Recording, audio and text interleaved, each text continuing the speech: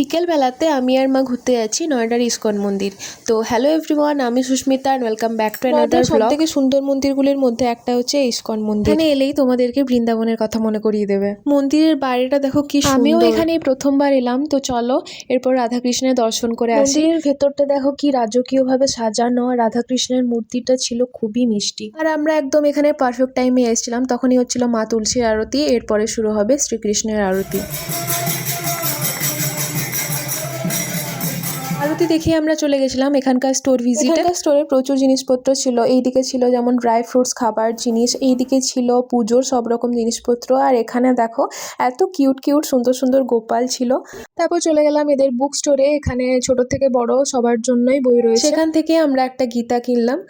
আর রাত্রেবেলা দেখো লাইটিংয়ে মন্দিরটা যেন আরও সুন্দর লাগছে দেখতে।